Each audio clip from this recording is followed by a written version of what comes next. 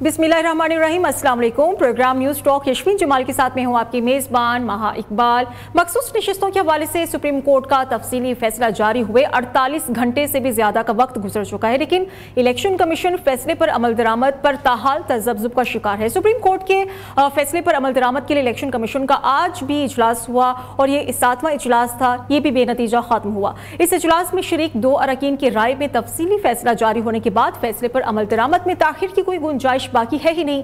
मखसूस नशिस्तों के फैसलों को लेकर इस वक्त मुल्की आईनी इदारों में एक कशमकश नजर आती है। सुप्रीम कोर्ट मखसूस नशिस्तों के फैसले पर अमल दरामद न करने पर संगीन नताइज की बात कर रहा है, तो इलेक्शन कमीशन इस फैसले पर अमल दरामद करने में अपने उज़र तराश कर रहा है। दूसरी जानिब स्पीकर कौमी असम्बली भी इलेक्शन कमीशन को सुप्रीम कोर्ट के फैसले पर अमल दरामद न करने का कह रहा है और साथ साथ हुकूमत भी इस फैसले के खिलाफ सफ़े आरा नजर आ रही है। ऐसे में हम देख रहे हैं कि मुल्क में जारी अदम इस्तेहकाम एक आईनी बहरान की जानिब बढ़ रहा है, जिसकी जिम्मेदारी हुकूमत समेत दीगर आईनी इदारों पर भी आयद होती है। आईनी इदारों की माबैन जारी ये लड़ाई अब इदारों के अंदर भी दाखिल हो गई है और हम देख रहे हैं कि इसके जो असरात हैं सुप्रीम कोर्ट में नई जजेस कमेटी के क़याम के बाद मंजर आम पर आना शुरू हो गए हैं। तो ये तमाम तरह डिस्कशन हम करेंगे अपने पैनल के साथ। पैनल पे मेरे साथ आज मौजूद हैं पाकिस्तान तहरीक इंसाफ से हैं सैयद मोहम्मद अली बुखारी साहब और सीनियर कानूनदान होंगे हमारे साथ जहांगीर जैतून साहब, जबकि सदर इस्लामाबाद हाई कोर्ट हमारे साथ होंगे रियासत अली आज़ाद साहब। मोहम्मद अली बुखारी साहब, गुफ्तगू का आगाज़ मैं आपसे करूँगी। मरियम नवाज साहिबा की तरफ से जो आज स्पीच की गई वो गालिबन आपने भी सुनी होगी, बड़े एक्शन में दिखाई दे रही हैं और हमने देखा कि अली अमीन गंडापुर को सलाह मशवरा दे रही हैं कि आप लोग अपने सूबे पर नजर रखें, वहां पर अवाम फाकों से मर रही है, दहशतगर्दी का सामना कर रहे हैं, लेकिन आप हैं कि जलसे जुलूसों के खेल से बाहर ही नहीं निकल रहे। क्यों आपको लगता है कि गवर्नमेंट इतनी मुखालिफ है आपके जलसे जुलूसों से? देखें, उस्बिल्लाहि शैतानिर्रजीम बिस्मिल्लाहिर्रहमानिर्रहीम इय्याका नअबुदु व इय्याका नस्तईन अल्लाहुम्मा सल्लि अला मुहम्मदिन व अला मुहम्मद। बहुत शुक्रिया आपका, आपने मुझे प्रोग्राम में इनवाइट किया। देखें, 2 चीज़ें हैं। एक बड़ी मशहूर कहावत है, दूसरों को नसीहत खुद मियाँ फसीहत। तो मरियम साहिबा की तो मिसाल ये है कि इलेक्शन हार के, वालिद साहब हार के, चाचा हार के, कज़न हार के, सारे बैठे हुए हैं और फॉर्म 47 की पैदावार के नतीजे में ये लोग आए हुए हैं और उसके बाद उनसे तो इसके अलावा और कोई संजीदा बात तो तवक्को ही नहीं की जा सकती। ना उनको गवर्नेंस का पता है, ना उनको पॉलिटिकल इश्यूज़ का पता है, ना उनके ग्रास रूट लेवल पे लोगों के मसाइल का पता है। और ना जाने उनके वालिद साहब कहाँ गुम हो गए, जो बहुत बड़े सियासतदान समझ के वो लाए थे, उनसे कबूतर भी उड़वाए गए और I don't know where he is right now. और मुल्क इस हालात में जा चुका है कि आज खुशियाँ मनाई जा रही हैं। मैं सुबह देख रहा था एक जो इनका फाइनेंस मिनिस्टर है कि $7 बिलियन जो हैं वो हमें मिलेंगे IMF से। मीनवाइल $1 ट्रिलियन का जो है, 1 ट्रिलियन रुपीज़ का जो है, इनफैक्ट इनको मिनी बजट देना पड़ेगा, जबकि पिछला बजट जून में दिया गया। सो कॉम्पिटेंसी भी आपने देख ली इनकी। और अब ये भी नहीं कह सकते कि जी ये किसी और का गुनाह कबीरा सगीरा था, क्योंकि 22 अप्रैल में PDM की गवर्नमेंट आई और यही साहब वज़ीर आज़म थे उसमें जो आज बैठे हुए हैं, यही लोग गवर्निंग पोजीशन में थे। उसके बाद जो केयर टेकर सेटअप आया वो 1.5 साल लगा कर गया और उसके बाद जो 90 दिन के लिए आना चाहिए था, और उसके बाद अभी दोबारा वही लोग बैठे हैं, वही केयर टेकर CM पंजाब आज इंटीरियर मिनिस्टर है। सो सारी वही शफलिंग एंड रीशफलिंग हो रही है। सो मरियम साहिबा से कोई सीरियस नोट की तो तवक्को है ही नहीं। उनके टिकटॉक वीडियोस ही खत्म नहीं हो रही और ना ही वो अली बुखारी साहब, मरियम साहिबा की तरफ से भी कहा गया है कि ये बात इलेक्शन जीत कर आके कभी गवर्नेंस उन्होंने की। ये पॉइंट समझ में आया कि वो ये कह रहे हैं कि 6-7 कर लूं माम दूसरी साइड पे। सर, आपकी बात का ये है कि 6-7 साल से वो कह रहे हैं कि आवाम को रिलीफ ही नहीं मिला था। पिछले 6-7 सालों का वो हवाला दे रही हैं। वो कह रहे हैं कि आवाम को अब रिलीफ मिलना शुरू हुआ है तो आप लोगों से बर्दाश्त नहीं हो रहा। नहीं, हमसे क्या बर्दाश्त नहीं हो रहा। ये तो उंगली को, सूरज को उंगली दिखाने के बराबर है ना। आप तो 1985 में भी आपके वालिद साहब मिनिस्टर से, वहाँ से लेके आज तक आप किसी ना किसी दौर, एक्सेप्ट ये 7-8 साल बीच में निकाल दें, 10 साल भी कर दें, आप लोग बाहर रहे। बाकी तो 30-35 साल आप, आपके चाचा, आपके कज़न, आपके अलावा आपके वालिद साहब, यही लोग रहे। आप तो खुद पहली दफ़ा फॉर्म 47 से जीत कर आई और वो भी इनफैक्ट ओरिजिनली हारी तब फॉर्म 47 कहते हैं। आपको गुड गवर्नेंस का क्या पता? आप लोगों ने तो कभी मरियम नवाज से ये पूछेंगे आप पब्लिक प्लेस पे लास्ट टाइम गई कब है, जो खुद गई हो। ये तो बाहर ही नहीं निकले कभी ज़िंदगी सारी में। इनको तो यही नहीं पता। इनका तो एक होता है ना पॉलिटिकल विजडम होता है, और एक सेकंड चीज़ होती है, जैसे आप सपोज आप ये मुकाबला और या मिसालें दे रहे हैं अली अमीन गंडापुर, यार वो तो स्कूल कॉलेज दौर से जो है वो पॉलिटिकल वर्क कर रहा है, वो यूनिवर्सिटीज़ के दौर में पॉलिटिकल वर्क कर रहा है। वो 13 में भी इलेक्शन जीत के आया, वो 18 में भी जीत के आया, वो 24 में भी जीता और बड़ी सीट जीत के आया फजल रहमान साहब से भी, उनके भाई से भी। सो कहने का मकसद ये है कि आप पॉलिटिकल वर्कर्स के साथ मुकाबला कर रहे हैं। आपको तो आपकी अपनी पार्टी में इतने एतराज़ात थे आपके ऊपर, आपकी वजह से शायद खाकान अब्बासी बाहर हैं, आपकी वजह से चौधरी निसार साहब और उस लेवल के सारे लोग बाहर हैं, क्योंकि आपको तो मुसल्लत किया गया। और कहने का मकसद है कि आपको पंजाब सूबा दे दिया गया, किस तरह दिया ये भी पता है, और आप हमें कह रही हैं कि हम जलसे ना करें। अगर पॉलिटिकल पार्टी जलसे ना करें तो ये तो सरासर ज़्यादती है। आपने 40-40 शिक्के रख के हमें कहा जलसा कर देंगे, आप कहेंगे एक टांग में खड़े होकर जलसा कर दें तो हम जलसा कर देंगे, ऐसे तो नहीं होता। ये तो कॉन्स्टिट्यूशन में कहीं भी नहीं लिखा हुआ जलसा करना। अच्छा, हमारा वो तो बड़ा धमका भी रही है, वो कह रहे हैं कि पंजाब कानून के मुताबिक चलता है और अगर कानून तोड़ोगे तो फिर मुंह तोड़ जवाब भी मिलेगा, और ऐसे नाकाम जलसों से बेहतर है कि आप लोग अपने घर बैठे। देखें, उनके कहने या ना कहने से तो कोई फर्क नहीं पड़ता। हम तो पॉलिटिकल लोग हैं ना, मैं खुद पॉलिटिकल वर्कर हूँ, पॉलिटिकल पार्टी का वर्कर हूँ। हमने तो मरियम को नहीं रोका किसी जगह, हमने तो कोई पर्सन स्पेसिफिक लेजिस्लेशन नहीं की थ्रू आउट। आप देख लें हमारे टेन्योर के अंदर, जाएं ये जाकर पेशावर जलसा करें, हम इनको वेलकम करेंगे। निकले तो सही, बाहर अवाम में तो आए, ज़रा इनको आटे दाल का भाव तो पता लगे। जलसा करना is not a joke. Issue ये है कि आप जलसा करने पे पाबंदियां क्यों लगा रहे हैं। पाबंदी है ना कि आपको कहता हूँ जी हमसे पहले दो पार्टीज अगर मीनारे पाकिस्तान में जलसा करें, हम करने जाएं, आप कहें नहीं नहीं आप इधर नहीं करेंगे, आप जाके कॉर्नर में 30 किलोमीटर बाहर करेंगे। बाकी पार्टी इस्लामाबाद डी चौक में बैठे, हम कहें जी हम यहाँ पर एहतजाज लीगल फ्रेमवर्क में रहते हुए करते हैं, कॉन्स्टिट्यूशन राइट। आप कहें नहीं जी आप 35 किलोमीटर से जानी चले जाएं। यार ये चीज़ें लोगों को नजर आती है ना। ये 2024 है, ये 1985 तो नहीं है कि जो आपके वालिद साहब ने जो नजब के साथ किया किसी को पता ना हो, जो बेनज़ीर भुट्टो शहीद के साथ आपके खानदान करता रहा नुसरत भुट्टो के साथ पता ना हो, जो छांगा मांगा जो सुप्रीम कोर्ट के साथ किया। अब तो जो कुछ होता है वो सोशल मीडिया का दौर है। आप टेलीविजन पे, आप प्राइवेट चैनल्स पे टेलीकास्ट ना करें तब भी न्यूज़ सबको पता चल जाती है। सो एवरीवन नोज कि क्या हो रहा है, कौन कर रहा है, कैसे हो रहा है। मरियम नवाज साहिबा की अपनी वर्थ क्या है, ये तो खुद आ रही हुई है इलेक्शन, इनके वालिद साहब हारे हुए हैं, डॉक्टर साहबा से इनके, मतलब everything is very much clear. आईनी तरमीम की बड़ी बात हो रही है जी जी, सारे डॉक्यूमेंटेशन उठा के देख लें वहाँ। जी जी, आईनी तरमीम के लिए हम देख रहे हैं कि हुकूमत की तरफ से डॉक्यूमेंटेशन उठा के देख लें इनके। स्पीकर अयाज सादिक ने राबिता किया है परवेज इलाही से, तो वो तो कह रहे हैं कि आप लोग हमारा साथ दें, ये आईनी तरमीम क्योंकि पब्लिक इंटरेस्ट के लिए है तो आप लोगों को साथ मिलकर बैठना चाहिए। पीटीआई मान जाएगी जो ऑफर की गई है गवर्नमेंट की तरफ से? जी बिल्कुल भी नहीं, बिल्कुल भी नहीं। पहली बात तो ये है कि जो इस्लाहात या अमेंडमेंट्स करना चाहते हैं, ज़रा आप किसी मुस्लिम लीग के बंदे से जो सिटिंग गवर्नमेंट है और पीपल्स पार्टी को इवन आप पूछ लें कि यार आप अमेंडमेंट्स कौन कौन सी कर रहे हैं, इनको तो पता ही नहीं है जी। मेरे पास खुद जो डॉक्यूमेंट आया, मैं एक प्रोग्राम में बैठा हुआ था, अल्लामा कफ़ैतुल्लाह साहब मेरे साथ बैठे हुए थे, तो वहाँ पर डिस्क्लोज हुआ, उसमें 48 अमेंडमेंट्स थी जो मेरे पास कॉपी आई, जो मैंने देखी। उसके बाद किसी में 54 है, कोई कहता है 81 है। इनके अपने गवर्नमेंट के अंदर जो इनकी कोलिशन गवर्नमेंट है उसके अंदर बैठे हुए लोगों को नहीं पता कि क्या अमेंडमेंट्स है, कितनी अमेंडमेंट्स है, और ये रात की तारीकी में चल पड़े थे कि हम इसको इजलास बुला के अमेंड करा लेंगे। यार ऐसे नहीं होता ना। कॉन्स्टिट्यूशन अमेंडमेंट 18 आई, जिसको ये बड़े दावेदार हैं पीपल्स पार्टी वाले भी और ये भी, उसके अंदर मोर देन 350 आवर्स डिबेट हुई, एक कमेटी बनी, 41 बंदे हुए। ये क्या हो रहा है यार? आप मतलब आर्टिकल 8 चेंज करना चाहते हैं, आर्टिकल 9, आर्टिकल 17, 199 आर्टिकल जो बुनियादी हकूक से ताल्लुक है लोगों का, देन उसके बाद judiciary, ECP, the other things, इतनी बड़ी अमेंडमेंट्स आप करने जा रहे हैं और आपके पास मसूदा ही नहीं है। यार ऐसे कभी हो सकता है? मतलब कोई जहालत की भी इंतहा है ना। आप टेबल करें ना उसको, सारी दुनिया को पता चले, एक एक शेक पे 10-10 दिन बहस करें, ओपन तो करें उसको। ये सारी गेम डिपेंड भी तो करे ना कि मौलाना फजलुर रहमान पर 63A खत्म करके आप मौलाना को आप किस तरह से अपने काबू में करेंगे, क्योंकि गवर्नमेंट तो पूरी तरह तैयार है कि मौलाना को अपनी तरफ करेंगे और आईनी तरमीम में कामयाबी हासिल करेंगे। देखें वहाँ कोई भी किसी के पास भी वो बोतल वाला जिन किसी के पास भी नहीं है कि ना ही कोई किसी के ताबे है।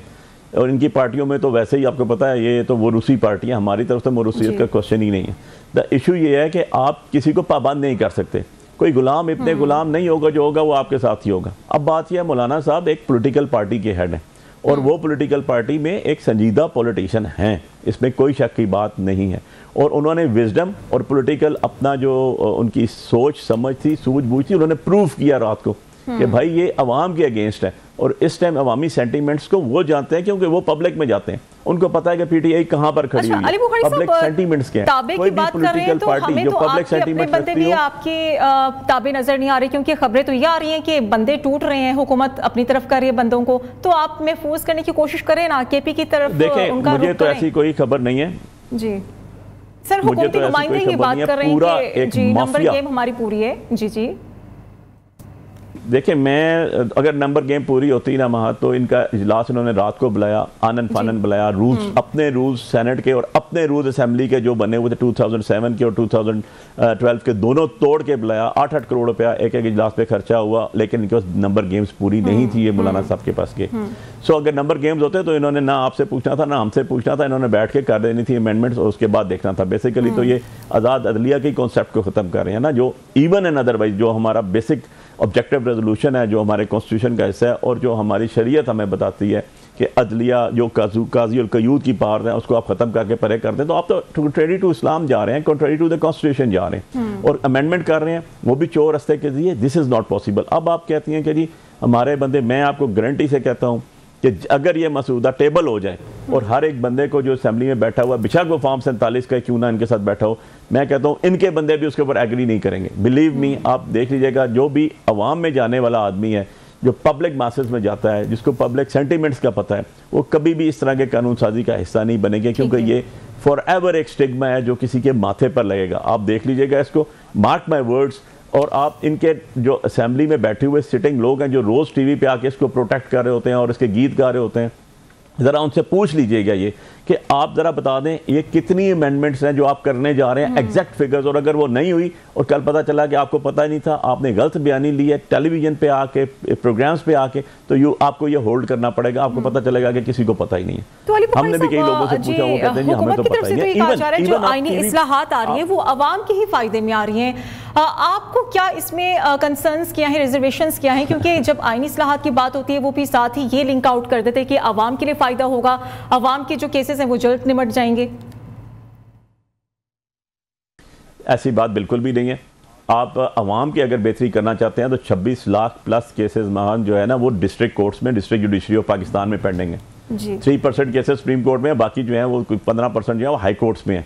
लेजिस्लेशन कहाँ करने जा रहे हैं आप? सुप्रीम कोर्ट ऑफ पाकिस्तान के अंदर, जहां पर लोगों के 26-26.5 लाख केसेस पड़े हुए, वहां का तो लेजिस्लेशन है में हिस्सा ही कोई नहीं है, उसके अंदर तो हिस्सा ही कोई नहीं है। तो ये तो आपकी बात ही गलत है। सेकंड में आपको बताऊं, बिल्कुल ये गलत बयान से काम लेते हैं और लैक ऑफ नॉलेज में कहूँगा, या ये झूठ का सहारा लेते हैं कि जी 84 मुल्कों में है, ऐसे है वैसे है। किसी कॉमनवेल्थ के मुल्क में ऐसा नहीं है। साउथ अफ्रीका में एक फेडरल कोर्ट बनाई गई थी, उसका भी रीजनिंग आपको पता है कि जब नेल्सन मंडेला वापस आए और वहाँ रेसिज्म इतना था कि वहाँ पर उन्होंने उसको एक इंडिपेंडेंट तरीके से अलग कॉन्स्टिट्यूशन है वहाँ पर किया। बाकी कुछ यूरोप के मुल्कों की एग्जाम्पल देते हैं। ऐसे नहीं होता कि आप पैरेलल सेटअप बना दें। आप सुप्रीम कोर्ट को एक खाली मैजिस्ट्रेट की पावर दे दें, उन्होंने कही नहीं जी आप खत्म कर दें, और अपनी मर्जी का बंदा खुद लेजिस्लेशन करके खुद ही आप अपनी मर्जी के 4 काजी उठा के बैठा दें एक फेडरल कोर्ट के अंदर। This is against the basic wisdom, this is against the basic pillar of justice, this is against the Islamic ideology. ये तो है ही खिलाफ। कभी खलीफा वक्त जो है वो भी हमेशा जो है काजी अल कयूद के सामने पेश होता है, कभी इनकार नहीं कर सकता। उसे नहीं कह सकता कि मैं काजी साहब आपको हटा के नया काजी अल कयूद मुकर्रर करूंगा जो ये केस सुनेगा, आप वो सुनेंगे। ऐसी चीजें नहीं होती। ये सरासर जो है लोगों के राइट्स के ऊपर डाका है। आप आर्टिकल 199 देख लें। अब आर्टिकल 199 के सारी चीजों से क्या ताल्लुक? जी, रावलपिंडी में जो जलसे का आपकी तरफ से ऐलान किया गया है, पहले तो रावल पिटीशंस फाइल होती है, मियांवाली की तरफ आप जा रहे थे, आप उसकी बजाय आप रावलपिंडी की तरफ जा रहे हैं। अभी जो गुज़श्ता रोज डेवलपमेंट हुई है उसके बाद कहा जा रहा है कि अब रावलपिंडी की तरफ रुख किया जा रहा है, इदारों को प्रेशराइज किया जा रहा है पीटीआई की तरफ से। देखिए, इदारों को प्रेशराइज करने का इससे क्या ताल्लुक? मैं तो हैरान ये हूँ यार, हम जलसा करने जा रहे हैं लियाकत बाग में। आज से जलसे नहीं हो रहे, सन 1950 से जलसा हो रहे हैं। जब से पाकिस्तान बना है 47 से जलसे हो रहे हैं। यहाँ पर ही सबसे बड़े जलसे हुए। पिंडी में इससे ज़्यादा मिडल पॉइंट जगह और है ही कोई नहीं। मिडल ऑफ द सिटी जो एक जगह है, और वहाँ पर हर एक के जलसे होते हैं। कुछ दिन पहले जमात इस्लामी करके गई है। भाई इसका इदारों से तो कतन ताल्लुक नहीं है। और हमारा कोई एक जलसा नहीं हो रहा, हमारा कंटिन्यूएशन ऑफ जलसे स्टार्ट हो गए। आपको याद होगा कि आप ही के शायद प्रोग्राम में मुझसे पूछा गया था कि जी क्या सक्सेस है लाहौर वाले जलसे की। मैंने कहा जी सबसे बड़ी सक्सेस ये है कि हमें इन्होंने हाथ पांव बांध के शहर से बाहर भी जलसा करने की इजाज़त दी और लाखों तादाद में लोग आए। हमारे लिए ये एक ब्रेक थ्रू है। आप सारे पंजाब में आप जलसे करेंगे। So Pindi is a part of Punjab. और हम जलसा करने जा रहे हैं, हमारा जलसा यहाँ पर होना है, उसके बाद हम नेक्स्ट जलसा अपना अनाउंस करेंगे, चाहे वो मियाँ वाली है, सियालकोट है, रहीम यार खान है, मुल्तान में है। It's our prerogative. वो कौन होते हैं हमें डिक्टेट करने वाले, वो कौन होते हैं हमें रोकने वाले? तो अली बुखारी साहब, इतनी आसानी से नहीं ना इजाजत मिलेगी। आज मरियम नवाज की तरफ से ये कहा गया है कि पंजाब की तरफ रुख करोगे तो फिर सही जवाब दिया जाएगा। अब कोई जलसा नहीं होने जा रहा आपकी तरफ से पंजाब में, हुकूमत डट गई इस पर। कोर्ट डट गए। देखिए, हमने तो पिटिशन कर दिया है लाहौर हाई कोर्ट पिंडी बेंच के अंदर, सुबह उन्होंने तलब भी कर लिया है। ये डीसी, डीपीओ, डीसीओ, ये सारे के सारे सरकारी मुलाजम हैं। हम ये किसी एक बीबी के मुलाजम नहीं है जो एक बैठी हुई है वहाँ पर कहती है ये कर दूंगा वो कर दूंगी, वो आज है कल नहीं होगी, उससे पहले कोई और थे। इशू ये नहीं है, इशू ये है कि आप एक ऐसा प्रेसिडेंट्स बनाते जा रहे हैं, ऐसी प्रेसिडेंट्स बनाते जा रहे हैं। वो कहते हैं ना, बाज़ दफ़ा हाथों से गिरा डग लगाई हुई दांतों से खोलनी पड़ती है। और ये नवाज शरीफ साहब और इनकी पार्टी का पिछले 84 सन से लेके सन 84 से लेके आज तक देख लें, इनका दस्तूर है, इन्होंने खुद ऐसी कानून साजी की और सबसे पहले उसके शिकंजे में ये खुद ही आए। ये इनकी हिस्ट्री आप चेक कर लीजिएगा, 84 से आप चलते हैं देखते हैं, देन उसके बाद यहाँ तक आप देख लें कि ये उस सब जो इन्होंने किया, ये खुद ही डिबैकल्स करते गए और अल्टीमेटली खुद ही उसके अंदर गिरे, उसी खड्डे के अंदर। सो ये आपको वैसे ही पता है कि ये 2-3 साल ही ब्लू आई चाइल्ड होती है जो हुकूमत चाह रही होती है, उसके बाद तो वैसे ही इलेक्शन होते हैं। ये तो 3 साल से चलते आ रहे हैं। अब तो इनके वैसे ही दिन पूरे अवाम में तो फिर लड़ाई इनकी है ही नहीं, थी ही नहीं। इलीगल तरीके से ये बैठे हुए हैं फॉर्म 47 के तहत। लेकिन कब तक सारी की सारी बुनियाद आप देख लें इनकी, वो आ रही किस जगह पे है कि फॉर्म 45 और 47 वाला इशू रिजॉल्व ना हो जाए, वो इशू अपने ना पहुंचे, अख्तिताम तक ना पहुंचे, क्योंकि जो ही वो पहुंचेगा ये फारग हो जाएगा। इस्लामाबाद की सीट का अभी तक फैसला हो जाता 6 महीने में होना था जी। और वो ठीक है, अली बुखारी साहब, उन्हें भी हम शामिल गुफ्तगू करेंगे। जहांगीर जदुन साहब, सूरत हाल ये बन चुकी है कि हुकूमत कानून साजी को लेकर बड़ी कंफ्यूज्ड नजर आ रही है। और फिर अगर मुल्की हालात देखें तो मुल्की हालात में आप मजीद इस चीज़ के मुतामिल नहीं हो सकते। कहीं ना कहीं इस इंतशार को ख़त्म होना चाहिए, क्योंकि आईनी बहरान है, सियासी बहरान है, मुआशी बहरान है। तो फिर हुकूमत को क्यों नहीं समझ आ रहा? क्या हुकूमत को मुआविनत नहीं मिल पा रही सही तरीके से? नहीं, हुकूमत के पास कोई अथॉरिटी नहीं है तो हुकूमत क्यों नहीं समझ आ रहा है? जो समझाने वाले हैं वो जब समझाएंगे हुकूमत को समझ आ जाएगी। हुकूमत तो देखे ना, अभी रूल ऑफ लॉ और कॉन्स्टिट्यूशन पे जब अमल नहीं करेंगे तो मसाइल पैदा होंगे। इसका सबसे बड़ा हाल यही है कि आप रूल ऑफ लॉ जो आपको आइन कहता है उस पर अमल करें। अब आइन की हर पार्टी अपनी तशरीह कर रही है, आइन इस तरह है, आइन उस तरह है, आइन अदालतें, जब अदालतों को आपने अख्तियार दिया हुआ है या अदालतें बंद कर दें तो कहें जी आइन की जो तशरीह है वो पार्लियामेंट करेगी, तो फिर वो वाला काम आप शुरू करें जी। जब तक आइन की तशरीह अदालत का काम है तो फिर जैसी भी तशरीह करे, किसी को पसंद हो ना पसंद हो, फिर उस पर तो अमल करना पड़ता है, क्या करें। बिल्कुल। अच्छा जहांगीर साहब, इलेक्शन कमीशन का जो किरदार है वो बड़ा मुतनाज़ नजर आ रहा है, क्योंकि हम देख रहे हैं कि इलेक्शन कमीशन का तो काम है ना कि सुप्रीम कोर्ट का जो हुक्म है उस पर अमल दरामद कराना है, लेकिन इजलास पर इजलास हो रहे हैं, कोई फाइनल डिसीजन नहीं हो रहा। इससे तो फिर इलेक्शन कमीशन की जो परफॉर्मेंस है, उसके जो कैरेक्टर पर मजीद सवाल पैदा होंगे। नहीं, सवाल पैदा क्या होंगे? सवाल ऑलरेडी पैदा हो चुके हैं। इलेक्शन अपनी क्रेडिबिलिटी जो है वो लॉस्ट कर चुका है। इलेक्शन जो है वो एज ए न्यूट्रल या एज ए आईनी इदारा काम नहीं कर रहा। वो तो एक पार्टी का रोल अदा कर रहा है कि इस पार्टी को इस तरह रखना है, इसको इस तरह रखना है। इलेक्शन कमीशन का रोल जो है वो जिस तरह कोई इलेक्शन कराता है फेयर एंड ट्रांसपेरेंट, जो उसके कॉन्स्टिट्यूशनल रिस्पांसिबिलिटी है वो अपनी पूरी नहीं कर रहा, वो फेल हो चुका है रिस्पांसिबिलिटी पूरी करने में। जी। तो सर, सुप्रीम कोर्ट के पास क्या ऐसे ऑप्शंस होते हैं, क्या अथॉरिटी होती है कि अगर इलेक्शन कमीशन हुक्म पर, डिसीजन पर अमल दरामद कराने में नाकाम है, नहीं करा पा रहा, तो फिर क्या अथॉरिटी यूज कर सकती है सुप्रीम कोर्ट? अब सुप्रीम कोर्ट देखे ना, सुप्रीम कोर्ट के अंदर से चीफ जस्टिस ही नहीं चाहता कि इलेक्शन कमीशन जो है वो काम करे। वो देखे ना, वो अब 2 जज जो है वो उन्होंने जजमेंट दे दी है जी कि गैर आनी आर्डर इसको ना माने। तो अब इलेक्शन कमीशन तो इसलिए नहीं काम कर रहा है, या गवर्नमेंट जो उनको पता है, उन्होंने सुप्रीम कोर्ट से जो जज हैं वो आपस में डिवाइड है। तो जब भी कोई इदारे के जो करता धरता है, जिनके पास अख्तियार होता है, वो डिवाइड होंगे, तो वो इदारा जो है फिर अपनी आईनी जिम्मेदारी जो है परफॉर्म करने में हमेशा जो है फिर वो नाकाम होता है। तो इस तरह सुप्रीम कोर्ट को भी उन्होंने इस मैच पे खड़ा कर दिया है कि 8 जज एक पास से एक तरफ है, उन्होंने कहा जी हमारा ये ऑर्डर जो जजमेंट इम्प्लीमेंट करें, और आगे से 2-3 जज जो हैं चीफ जस्टिस समेत जो है वो उसको जो है इम्प्लीमेंट करने में जो है वो नहीं इंटरेस्टेड। तो जब ये काम होगा तो फिर ज़ाहिर इदारे की साख तो खत्म हो जाएगी। ठीक है। और जहांगीर साहब, हुकूमत की तरफ से जो ये स्टांस सामने आ रहा है कि पीटीआई जो फरीक थी नहीं उसको रिलीफ मिला गया, जिसने दरवाज़ा खटखटाया नहीं उसे ही रिलीफ दे दिया गया सुप्रीम कोर्ट की तरफ से, इसमें कितनी पावर नजर आ रही है और हुकूमत अपना ये केस कैसे डिफेंड कर सकती है आने वाले दिनों में? ये देखिए, सुप्रीम कोर्ट ने इस जजमेंट को उसका जवाब दे दिया है। वो कहती है सुप्रीम कोर्ट का काम है इंसाफ करना। बिल्कुल जी। चाहे वो उन्होंने कहा जी वो पार्टी थे, लेकिन एक पार्टी की सीटें बनती हैं, अगर उन्होंने कहा जी ये इलेक्टोरेट का मामला है, किसी पार्टी का किसी शख्स का मामला नहीं है, ये ओवरऑल पब्लिक इंटरेस्ट का इशू है और लोगों का मामला है। लोगों की जो रिप्रेजेंटेशन जो है वो असेंबली में प्रोपोर्शनल रिप्रेजेंटेशन जो आइन कहता है उसके मुताबिक होनी चाहिए। उन्होंने फिर फैसला दे दिया कि वो उन्होंने कहा उन्होंने दरखास्त दे दी थी, हमने उनकी दरखास्त इंटरटेन कर ली। जी ठीक है, एक ब्रेक ले लेते हैं, ब्रेक के बाद दोबारा से हाजिर होंगे और डिस्कशन को दोबारा से कंटिन्यू करेंगे। Stay with us.